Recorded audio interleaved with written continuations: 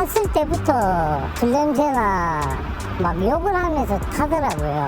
승객들 앞에서 그럴 줄은 몰랐습니다. 정말 당황스러웠고요.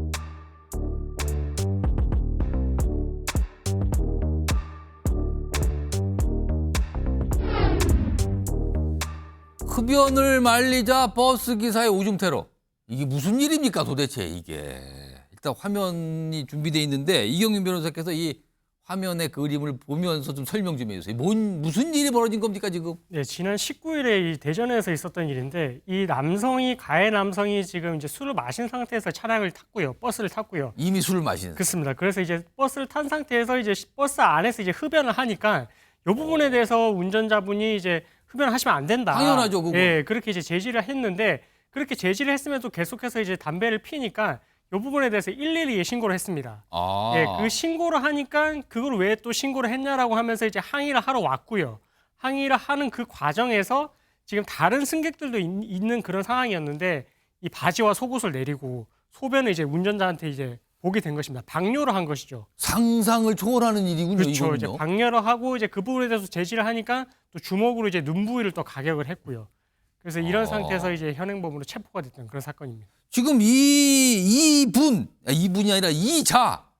이게 문제가 한두 가지는 아니네. 일단 뭐 술 먹는 건 본인 자유입니다만 버스 안에서 담배를 핀다. 일단 안 되는 걸 한 거고요. 그리고 그거에 대해서 문제 제기를 하니까 말 따르지도 않더니 운전기사를 향해서 소변 테러를 가했다고요? 두 가지 이거 다 문제되는 거 아닙니까 지금? 그렇습니다. 이 버스 기사를 폭행을 한 부분에 있어서는 일단은 뭐 제명이 지금 문제가 되는데 예. 지금 특가법상에 운전자를 폭행했을 때는 이제 가중처벌을 하고 있거든요. 예. 폭행보다 가중해서 처벌하고 있고 그래서 이 제명이 적용될지는 일단은 뭐 경찰이 검토를 할 것 같고요. 추가로 이제 어쨌든 본인의 성기를 노출한 상태에서 다른 사람들이 보고 있는데 어쨌든 이런 수치심을 유발했다는 부분. 이 부분은 이제 공연음란으로도 볼 수가 있어가지고 예. 그래서 지금 경찰 입장에서는 지금 이제 일단은 폭행과 공연음란으로 입건을 해놨고 예. 폭행에 대해서는 이게 특가법상에 이제 운전자 폭행으로 될지 이 부분에 대해서는 앞으로 뭐 검토가 있을 것 같습니다. 한두 가지가 걸리는 게 아닌데 일단 처벌은 이게 어느 정도 변호사라서 보시기에 어느 정도 예상됩니까? 이 건은 지금?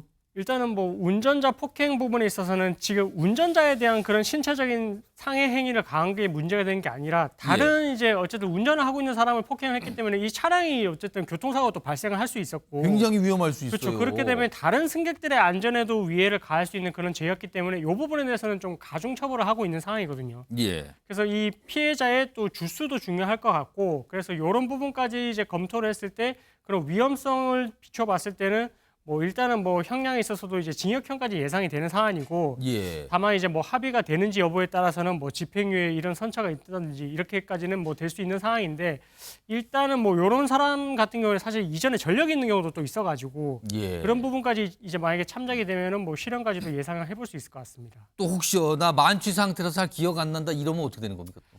근데 이게 뭐 물론 이제 주치 상태라서 감경을 노리고 주장을 해볼 수는 있지만 예. 근데 이 사람이 지금 폭행을 한 거에 그치지 않고 지금 와서 또 방뇨를 했지 않습니까? 예. 근데 방뇨를 하는 게 또 어떻게 보면 운전자의 그런 뭐 얼굴 부위를 정확하게 이제 방뇨를 했던 상황이라서 그런 상황까지 고려를 하게 되면 정말 술에 취한 사람이 만취한 사람이 이렇게 할 수 있었을까? 이런 또 의문도 드는 부분이거든요. 정말 상상을 초월하는 일이 벌어진 거네요. 그렇죠. 지금요. 그래서 이런 행위 태양까지 고려를 하면 이 사람이 만취라고 보기에는 좀 어려울 것 같다. 오히려 그런 부분들이 더 괘씸하게 또 작용을 해서 형량을 가중하는 요소로 작용을 할 것 같습니다. 지금 이 버스 기사께서 전치주 상해 입으셨다 그래요. 지금 뭐 선글라스를 이렇게 가리고 뭐 일하고 계신다 그러는데 얼마나 놀랐겠습니까? 이건 진짜 상상을 못한 일이 벌어진 건데 뭐 시간이 한 50초 남았는데요. 근데 이거 근본적으로 사실 이런 버스 운전하고 계시는 버스 기사를 폭행하는 일이 종종 발생하거든요. 이거 근본적으로 좀 더 뭐 강화하거나 할 방법 없습니까 지금? 가장 확실한 방법은 이런 사건에 있어서 처벌의 수위를 높이는 것입니다. 이 운전자 폭행에 있어서는 특히 피해 승객들에 대한 안전도 이제 위해의 우려가 있으니까 이런 부분에 있어서는 형량을 좀 높게 해서 좀 재범을 막을 필요가 있는 것 같습니다. 이런 일이 있으면 안 됩니다. 이 다른 승객들까지 위험하고 특히 이 사건은 다른 승객들이 얼마나 놀랐겠습니까? 그 모습을 보고. 말도 안 되는 일이 벌어졌습니다. 자, 잠시 후 뉴스 7에서는 첫눈으로 폭설이 쏟아진 서울과 수도권 중부지방 피해 소식을 자세히 전해드립니다. 또 논술 문제 유출 사고가 난 연세대가 다음 달 8일 추가 시험을 치르겠다는 소식도 보도합니다. MBN 뉴스 와이드 오늘은 여기서 마무리합니다. 시청해주신 여러분 고맙습니다.